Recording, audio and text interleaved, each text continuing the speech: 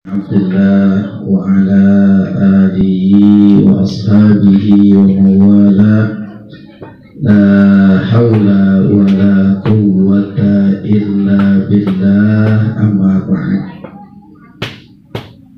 Para guru, para alim ulama, para asatidz, para hujjaj, para tokoh masyarakat, wabil khusus guru kita bersama yang baru saja menyampaikan tausiah kepada kita, yaitu Kiai Al-Hajj Zainuli Azad.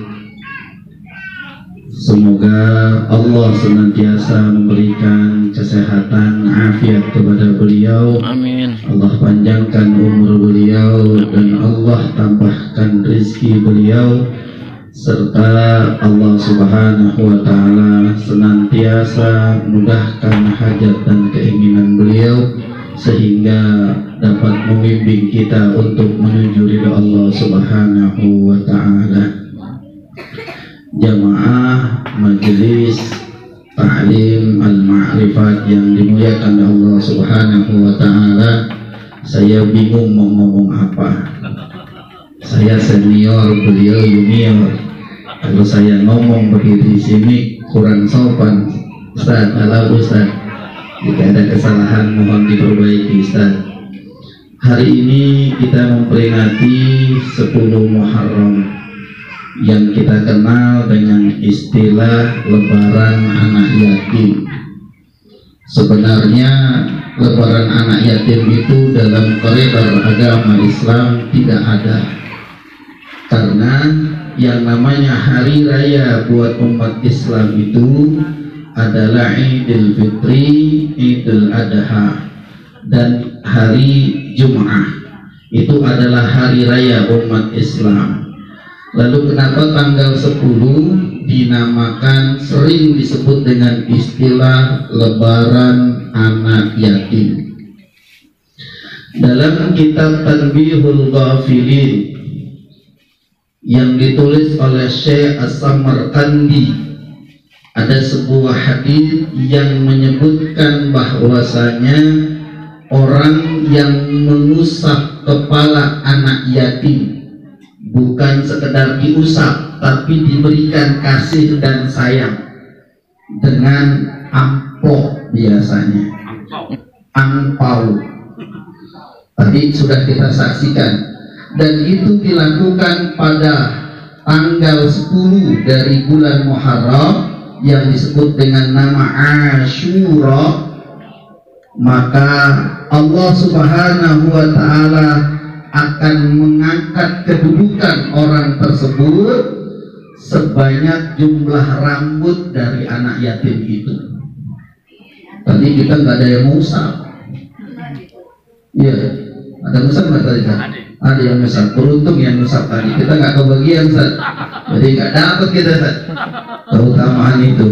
Itu disebutkan dalam kitab Tanbihul Ghafilin lil Imam As-Samarqandi, dalam bab Fadilatu Yaum Asyura.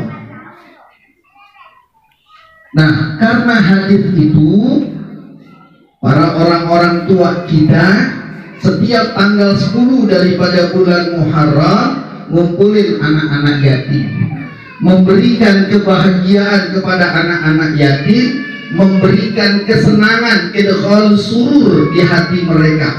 Agar apa? Agar gembira mereka, senang mereka, tidak sedih walaupun tidak punya orang tua.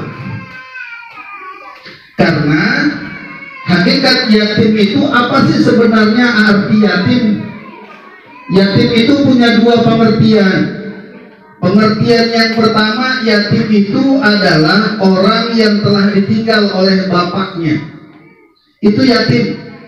Seperti yang terjadi pada diri Rasulullah Sallallahu Alaihi Wasallam ketika lahir ke dunia sudah tidak punya ayah, masih kanak-kanak, ditinggal oleh ibundanya. Tapi walaupun yatim tidak punya orang tua, Rasulullah Sallallahu Alaihi Wasallam menjadi manusia yang mulia dan dimuliakan oleh Allah Tabaraka wa Ta'ala. Itu kalau yatim dari nasab.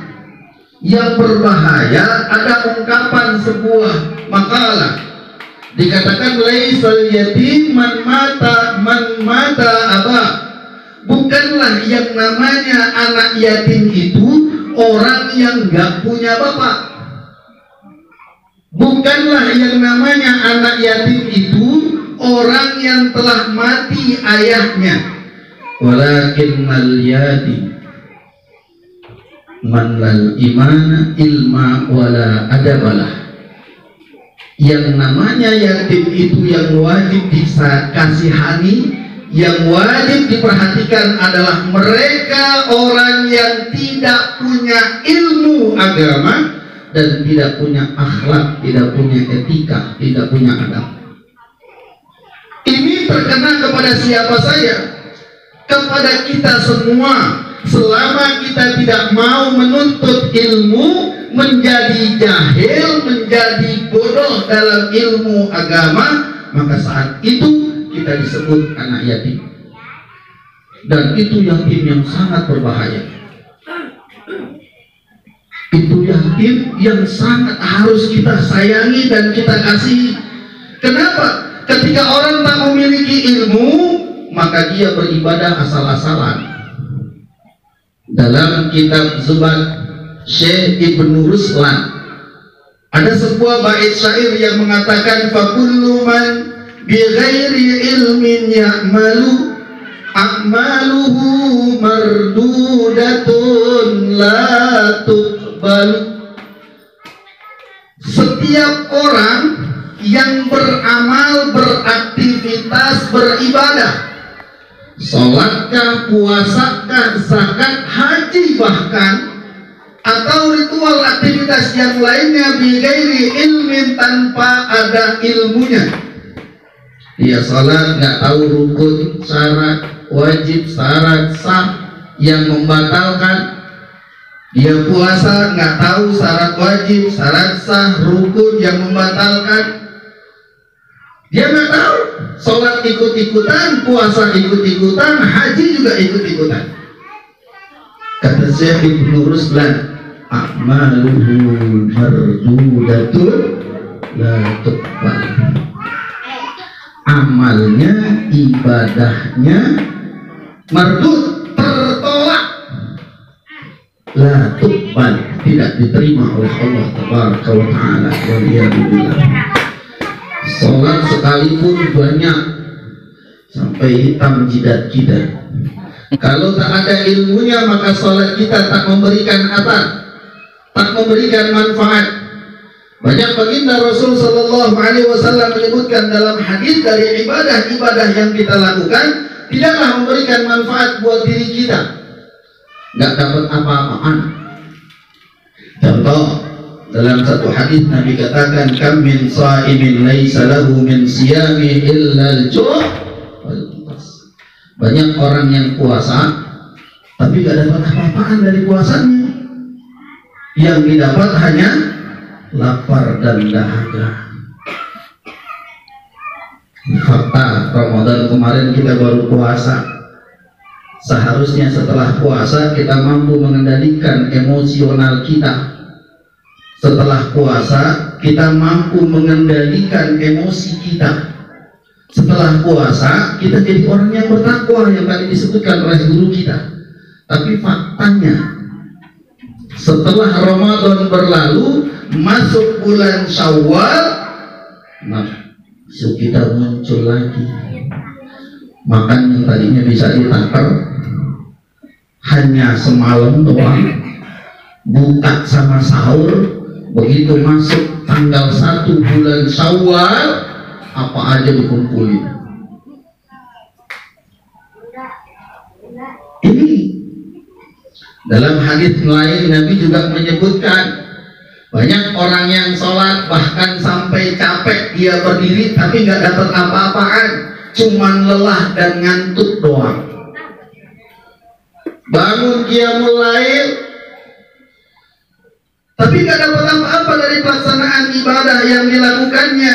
Yang seharusnya sholat itu tanha anil fahsyai wal munkar, dapat membentengi dirinya perbuatan keji dan munkar, dia sholat tetap aja STMJ. Apa STMJ? Apa STMJ? Sholat terus maksiat jalan. Sholat terus maksiat tetap jalan. Sholat maksiatnya maksiat. Ada di sini. Sholat juga, pasang togel juga. Ada beneran? Hah? Masya Allah. Ada. Sholat juga, gosip jalan, ngomongin orang jalan, fitnah orang jalan. Ada Bu? Ibu ya?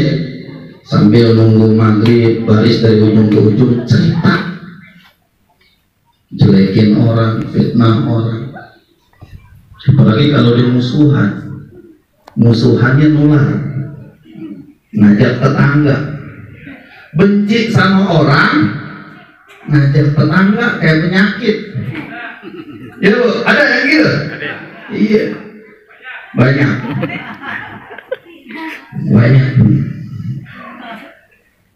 Seharusnya dengan sholatnya dia tanha anil fahsya'i wal munkar, mampu membentengi dirinya dari melakukan perbuatan fahisyah, dari membentengi dirinya dari melakukan perbuatan munkarat. Tapi faktanya malah makin jadi.